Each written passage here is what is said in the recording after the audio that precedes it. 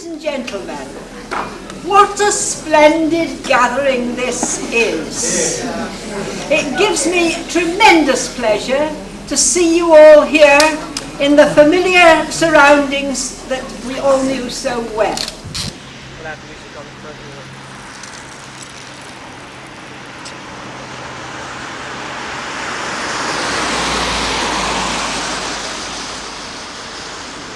By way of introduction to this tape, I'd like to spend a few minutes with Mr. Rose, who of course was the headmaster of King Edmunds School when it opened. What do you remember about the early days at King Edmunds, Mr. Rose? No, when I look at these old photographs, there are two things that strike me. One is how much older I am now, and the other is how little I knew about what I was letting myself in for. Perhaps not everybody knows that if you call anything by the name of a sovereign, even though that sovereign has been dead, as in the case of King Edmund, for a very long time, you have to get permission from Buckingham Palace to use the name. And we had a little bit of a problem obtaining that, and finally got it through the good offices of the Duke of Beaufort, who pushed the administrative machine along.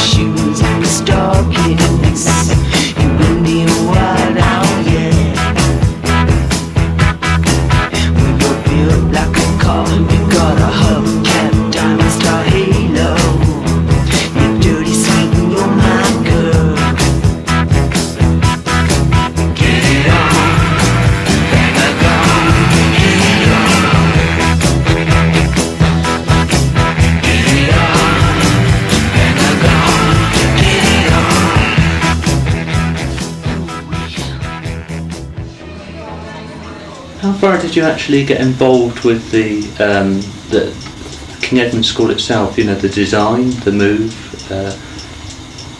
all of that area. The design scarcely at all, except that I did manage to object successfully to some of the original plans where the provision was less than adequate or suitable, in my opinion. So far as the move was concerned, in a way it was great fun because one could get away with murder. I was able to sell some of the old aluminium framed desks that we had up in Chipping Sodbury and use the money to buy a rather nice table for the hall, which some of you will perhaps remember. I hope it's still there. And there's a picture which you kindly gave me of a number of senior boys and I moving a piano upstairs, and anything like that would be forbidden by almost every authority in the land at the moment.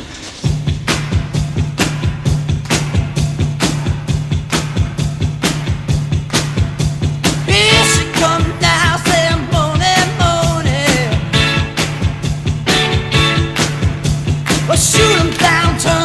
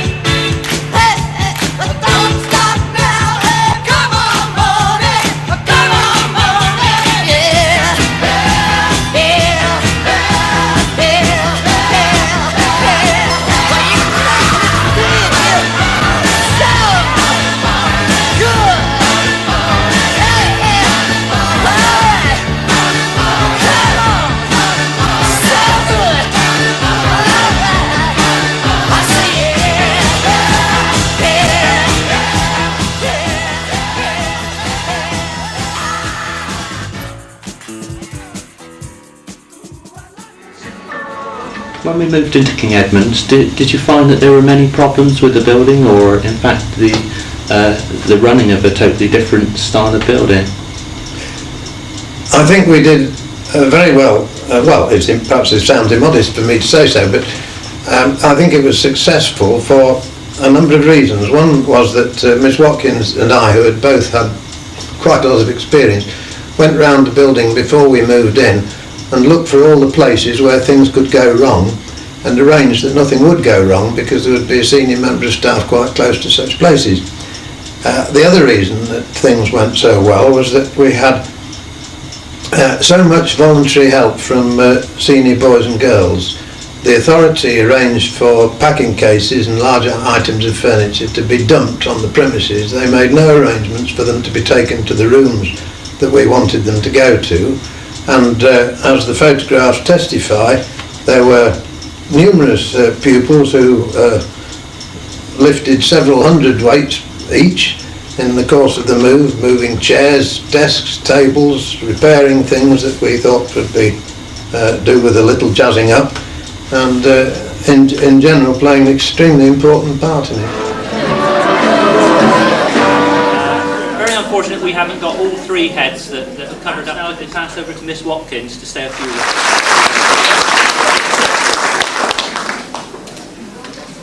Ladies and gentlemen, what a splendid gathering this is. It gives me tremendous pleasure to see you all here in the familiar surroundings that we all knew so well. Now, 21 years on, many of us have been able to come back from far afield, some, and some from quite near. And I'm sure some of you are remembering that January day in 1966, when we opened school here for the first time. I remember it well. It snowed in the afternoon. It snowed for several days afterwards. I know that some of you didn't really relish the move at the time, and it created problems. The roads around the area were a sea of mud. There was no public transport anywhere. Well, I could reminisce and reminisce, but I'm not going to, because you come here tonight to talk to your own particular friends, to catch up on their news, and the evening will go far too quick. But I do know that you would all like me, on your behalf, to thank Nigel Woodford, whose idea this gathering is. And he has worked very, very hard to make it a reality. I think for him it's a dream come true. He has been backed by a very able and competent committee. Jill Biaggioli, whom you knew as Jill Viner, has been the treasurer and has done a lot in connection with issuing tickets for tonight. Christine Offer, who at school was Christine Howes, has been the secretary. Then there's Pete Smith, who's worked hard all the time, and Jeff Lane too. Mavis Stinchcombe, who has been responsible for all the work connected with refreshments and for getting this wonderful cake made for us. She didn't make it, but she got it made. And there's been Mary Williams, whom you knew as Mary Smith. And I'm sure you would like to give them all a big hand for the arrangements of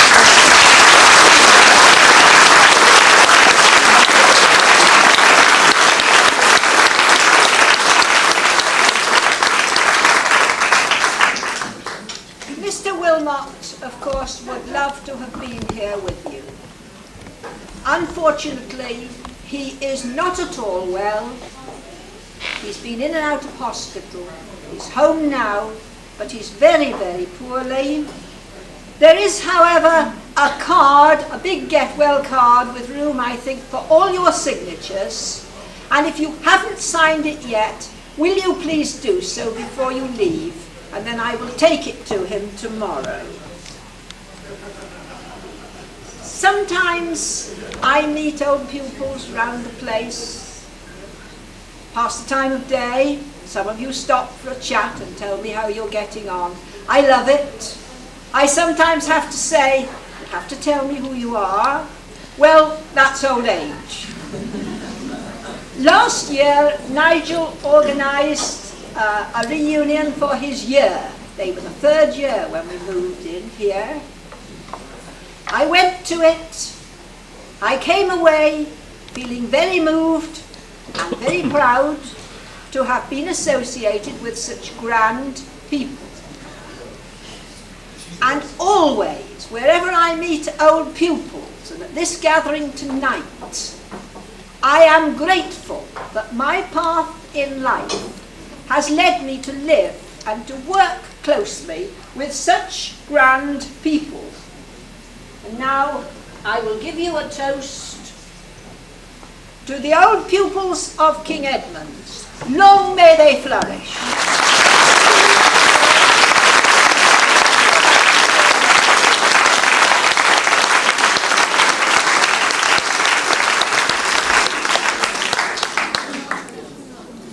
There's just a couple of other things that I'd like to sort out now. I think the last thing we'll do is cut the cake, but just before we do that, there's two people that Miss Watkins didn't mention that worked tirelessly on that committee, and that is in fact Mr. Wilmot, who, as Miss Watkins said, is unwell and unable to be with us this evening, and of course Miss Watkins herself, who worked extremely hard on that committee and was an endless source of information, names and addresses. So I think that we'll make a special effort to give her the round of applause that she so rightly deserves.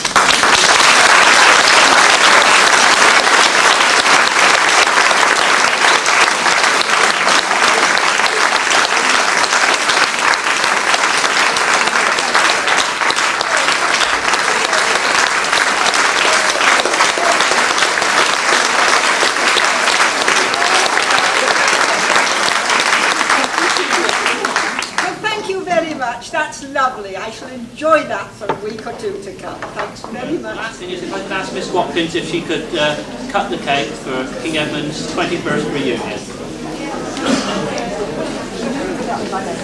I think it'll be okay. I'll hold it.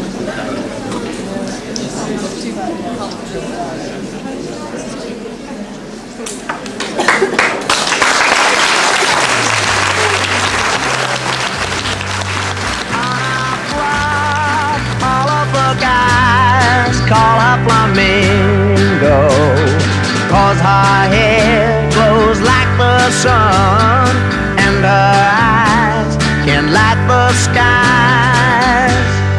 When she walks, she moves so fine, like a flamingo.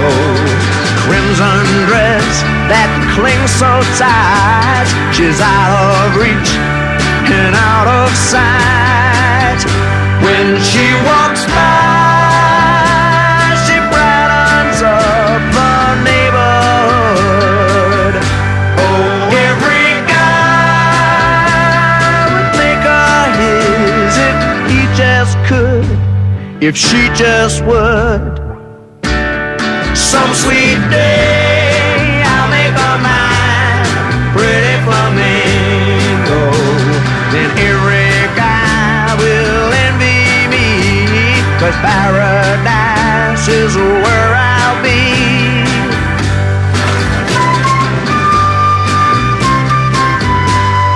Pretty flamingo. Why was it necessary to move? I think that when one lives in a place and accepts it, one doesn't realise what one is doing without. But the old building in Chipping Sodbury had certain obvious disadvantages. For example, when I first moved in, my office was passed by all the citizens coming to use the town library, and two prominent members of society were accustomed to leave their books in the headmaster's office while they went shopping. I succeeded in stopping this practice, which I didn't think was very educational. But then, looking round the building, one could not be unaware of the shortcomings, and indeed Mr. Milroy, who was Chief Education Officer, told me that Chipping Sodbury was the second worst building in the whole county. People may remember that art was taught in a wooden hut, which we wondered would survive the next winter. Mathematics was taught in a room on the first floor, but the building did not permit other mathematics to be taught in adjacent rooms, and it's clearly desirable that subject teachers should be near their colleagues. By the nature of the buildings, taught in widely distributed rooms, and I think it is true that there were classes going on in 13 different buildings at the time that we finally removed ourselves to Yate, and clearly that produced opportunities in colleagues cooperating in their subjects, and in having 2 rooms for art, separated as they were, but 2 rooms for art and crafts, and proper workshops, which again had not been possible to provide before. It opened up entirely new possibilities, which we were delighted to snap.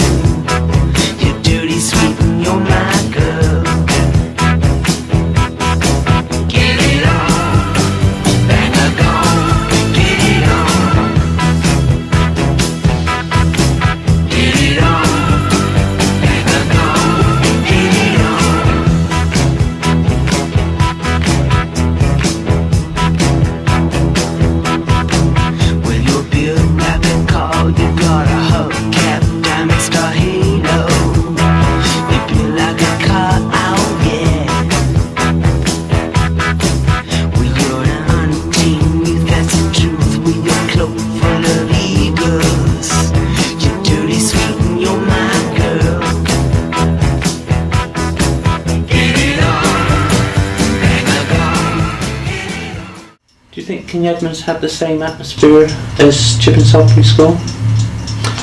That's a rather difficult question to answer. I think in some ways it was different because the school was getting larger, and there was certainly an atmosphere of excitement in the early days at all the provision that we had, which had never had before.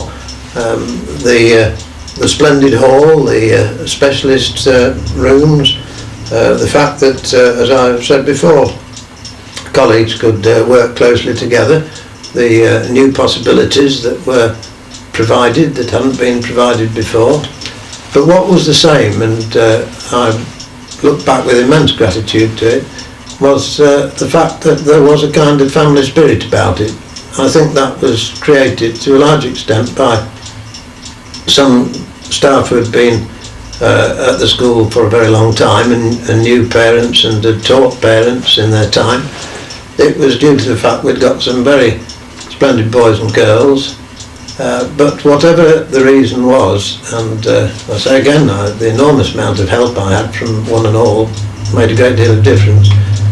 We did react as a family. I can remember quite well when a boy whose Christian name I can't remember, called Lee, attracted a certain amount of attention for having saved somebody from drowning in a gravel pit. That the whole school was delighted, and the chairman and the governors came down to congratulate him. That when sadly we lost a pupil in a motorcycle accident, the whole school shared the grief of his parents and those who had been his friends. It wasn't an isolated thing in a class, it was something about the whole school. And as more and more pupils were eminently successful in public examinations and had success, for example, in the Duke of Edinburgh's award, that it was felt that although the success was the person who'd gained it, that it was something which reflected on us all. and I felt that there was a great deal that bound us together, and I think I would hope it's the same today. Are there any recollections that still make you smile? Quite a number. One problem that we had was the question of school sports, because on the one hand it's meant to be an athletic competition, on the other hand it's meant to provide entertainment for the parents and visitors who come to enjoy themselves, and so it's a question sometimes of what to leave out as what to put in, and we didn't always get it right. And this was my fault, I decided that we would have a mile race, and at Chipping Sodbury, remember, the field had a pronounced slope, and it was rather arduous to run round, and so far from getting a 4-minute mile, I think we just failed to crack the 6-minute mile, and were afraid that it would be long past tea time before the 4th lap had been run. In future, mile events did not take place. Many pupils will remember a splendid mathematics teacher called Mr. Plesniak, who made a big contribution to life in Chipping Sodbury. He was of Polish descent, and his Christian name was Marian. And on one occasion I was visited by one of Her Majesty's inspectors, who was very important, or so he felt, and said, "You have a Mr. Plesniak?" So I said, "Yes." And he said, "How does he come to have a Christian name Marian?" So I said, "Well, because Marian is a man's name in Poland." So he said, "Is he a man?" And I said, "Yes." So he said, "I will go up to his room and have a look to make sure." When the CSE examinations were started, there was a system by which the teachers put an estimate on the probable grade that their pupils would reach. And I looked at the English papers, in which I had a special interest, as I'd been on the board which had arranged the syllabus, and read an extremely exciting account of an air-sea rescue by one pupil whose imagination was very vivid, and I remember that it said that the helicopter appeared and the flight lieutenant was lowered on a wench. You were still at King Edmunds School when I left. What have you been doing with your life since that time? Oh, I left. I started in Stafford as an inspector of schools in January 1969, and was eventually promoted to Deputy Chief Inspector for the county. I retired from that 3 years ago, and having got a qualification as a tennis coach, I spend quite a lot of time on court all through the year. I'm organist and choir master at church, and do odd bits and pieces which seem to use up as much time as I had when I was teaching, or for that matter when I was inspecting, which takes even longer because governors have a habit of meeting in far-flung parts of the county late in the evening, or there are public meetings to complain about the wicked things that the authorities are doing, and you have to go along and prove how sensible and wise you are and how willing to listen to the complaints of the public. In between whiles, I find a moment every now and again to look back at the things that happened in the past and the number of people I hope are being very successful, and I'll be very pleased to see again. Thank you very much, Mr. Rose, for sharing your reminiscences with us this afternoon. A pleasure to meet you again, and thank you for coming so far.